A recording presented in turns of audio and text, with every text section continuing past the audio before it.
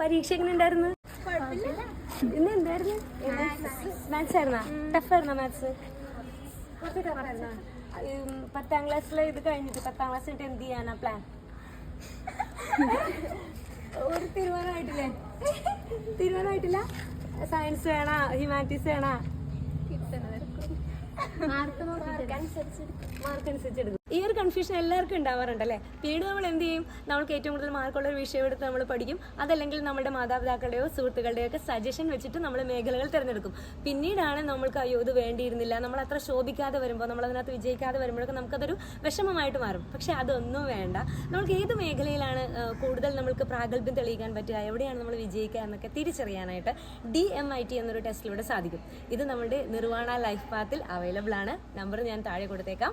അപ്പോൾ നിങ്ങൾക്ക് DMIT-യിലൂടെ ഏത് മേഖലയാണ് നിങ്ങൾക്ക് കൂടുതൽ യോജിച്ചതെന്ന് തിരഞ്ഞെടുക്കാൻ സാധിക്കും കേട്ടോ.